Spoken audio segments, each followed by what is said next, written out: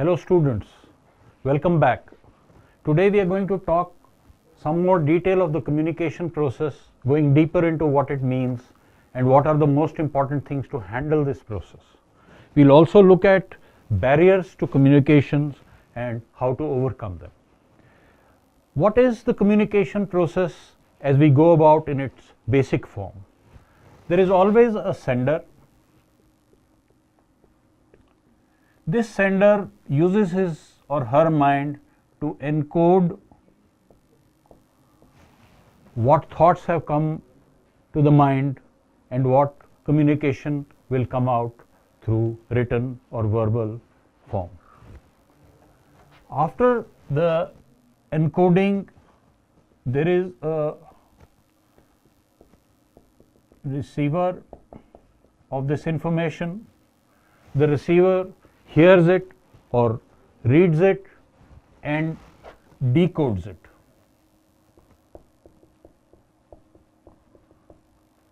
Which means from idea to communicating it across in a powerful and a correct manner, which is the encoding of the sender, to the listening power of the receiver and the understanding of what has been communicated in his or her mind. This is the fundamental process, and it may look simple, but it has a lot of pitfalls and problems. Now, once this decoding is done, this receiver will become the sender and send out feedback or a response to the other person. This completes the process cycle of the communications. Now, obviously, the mind of the person, the manner in which he or she is able to construct that thought into a message or verbal speech is the skill required for encoding. Listening skills for the receiver or reading skills for the receiver to get that information to mind, for that person's mind to be able to decode that in whatever construct is in that person's mind, will depend what kind of feedback and response you get. Obviously, if you are very good at this process, your communications will be effective and they will not create confusion or delays. Now, in this encoding part, how we send out communications, there are 7 critical elements which are often called the 7 C's of communication. Each one of these has to be mastered.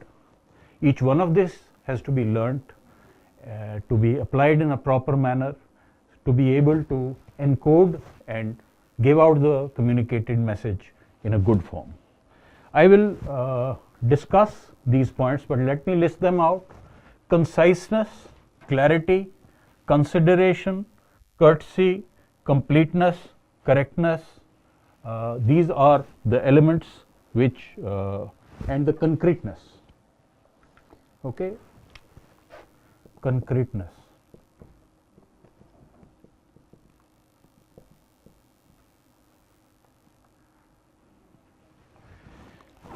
Let me tell you what each one of these means. The conciseness means that the message is delivered in the least number of words which are necessary, which means the same information can be conveyed in a very long paragraph in which you have added this and that to add importance to the meaning, some of which may not be necessary. So you have to learn the skill of writing your ideas out in a concise manner, in a small manner, but at the same time it should be complete. When you reduce something to a smaller size, it does not mean you will knock off elements so that it becomes incomplete. So when you work on conciseness, you have to keep an attention on completeness. Let me give you a tip. Write down a paragraph describing the last movie you saw and the purpose of this paragraph is to tell us why you think this movie was good. So the question is why you think the movie is good. Now write it out in longhand and as much as possible. Then once you have written that, ask yourself, have I forgotten anything? Is there something else I would like to add? And if any other idea comes, then you write it down so that the completeness of the text is there. Next you say that I have to reduce this paragraph to half the size, which forces you into conciseness. Sometimes you can reconstruct sentences, sometimes you can say it in another manner, use a comma instead of a separate sentence, use shorter sentences. Those are the ways you can reduce it. Now unless you practice this a few times, you will not be able to learn the skill. Now another thing is concreteness. Have you only taken up the surface points and not really gone into the depth? Is it really an important message? What is the weight behind the message? Is it something which stands on its own, or is it something which is not really too important? So the test on concreteness will help you look at things in that direction. Then there should be clarity in whatever language you speak in whatever language you write in. There should be clarity of what you are trying to say. Let me give you an example. There was a person who would, when asked to speak, he would mumble. And when he mumbled, whatever his ideas were, they were good, but they were not audible, they were not clear. So there was no clarity in the message coming out. And even though from the point of view of encoding whatever the ideas were into a good construct, maybe they were concise enough, but he was not able to spell them out clearly, and the clarity was missing, and therefore the communication suffered a setback. You should also keep consideration of what the other person is like. If you are talking to somebody who would not understand very complex words, use simpler words. If you are using a communication to convey bad news to somebody or some setback, then have consideration that what that person will feel like and write in a suitable manner. For example, if you have to say no to somebody, you can say, got your invitation, I cannot come, period. Now that has no absolute consideration for the other person. You could say, on the other hand, thank you for your invitation, I would have loved to come, but I am occupied on that day. Now this is keeping in view the other person's feelings, that when or he or she reads it, they will not feel bad. So consideration is very important for good communication. And then correctness. Are the facts you have stated there, are the things you have mentioned there, are they correct? So always do a back check. I think this will happen, and that is not real, it might happen. So you may mention that there is a possibility that this may happen, but do not write it that this and this will happen. So have an idea on distinguishing whatever the facts are from other thoughts. And in the end, communication is all about courtesy. If you cannot be a courteous individual, you will always sound abrupt and will always have a negative response from the other person. So this part is about the basic process of communication, how it works, how ideas get into your mind, and the mind using these kind of constructs encodes it, and how the receiver receives it, whether the receiver checks for all these things, some of which certainly they will do, and decodes it. And so the quality of this process improves as you master these skills. I will now go to explain out barriers of communication.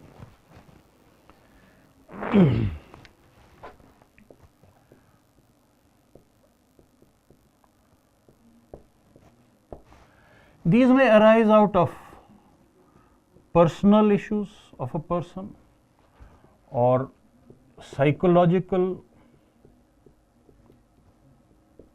issues. These are two common barriers. They may be due to something called socio-psychological. I'll explain these to you. They may be due to organizational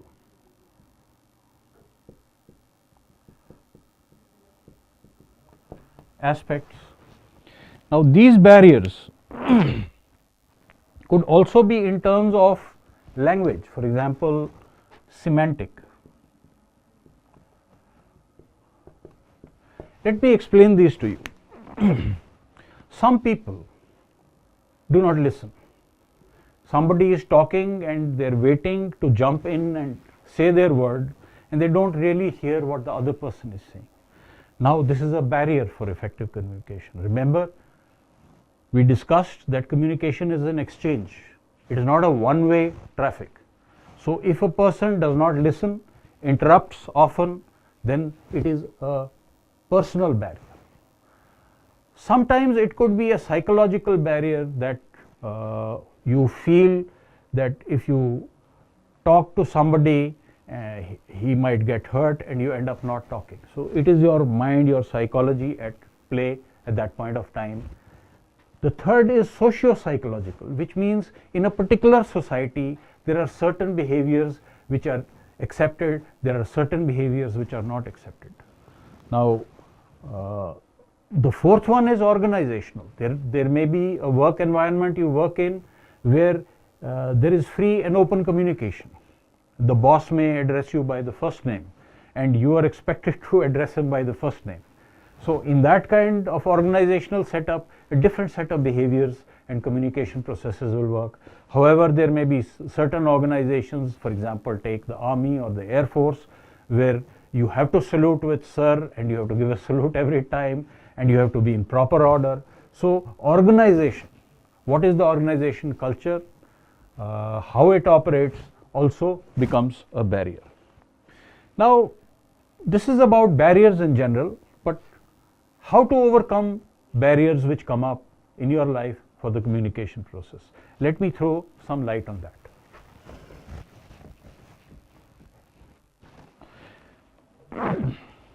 First thing is you have to use the right medium, which means if a communication has to occur in a written form, do not go out there and deliver it in a verbal form. So, it has to be done keeping this thought in mind. The second thing is that it should be timely, which means again the right time. It is no use giving information after it's become too late. Then you can say, I was about to say this, but you did not help out the organizational process.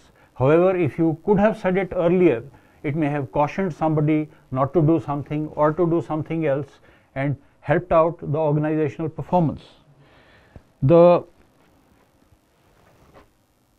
other thing is that your body language has to stay positive. If you have good body language, you will always stand positive.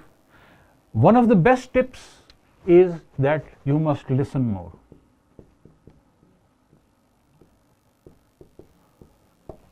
This is one of the most vital skills that good communicators have. They listen carefully, they decode it in their mind and then respond. But listening skills, they say that God gave us 2 ears and 1 mouth, and the message is you should listen double than what you speak out. Now, ensure that it is a two-way communication. How do you do this? You can ask questions. If somebody says, do this, you say, do you want it to be done right away or can I do it tomorrow? So, you've asked a question, it will clarify 5 things.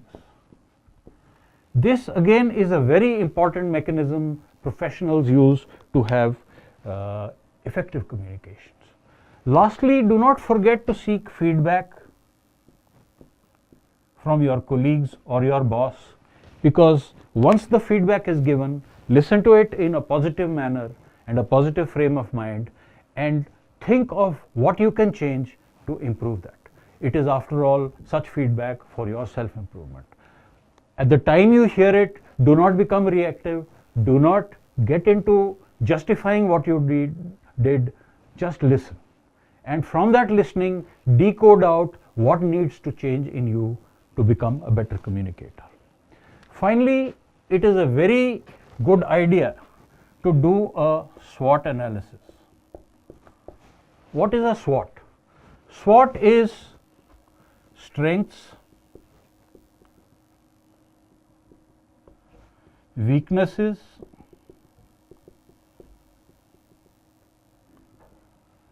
opportunities,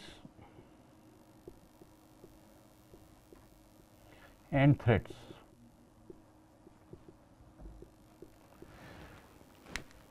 Let me give you a tip that once you are in a work environment, or even before that, but you must do a SWOT on yourself every 6 months or so, because each person improves and then flattens out. But there is always a possibility for further improvement. A SWOT is best done making a simple 4 squares and writing these words down, and talk of your strengths, talk of your weaknesses, talk of opportunities, for example, to improve, and threats if you do not improve. This means if you do not improve, what will be your losses.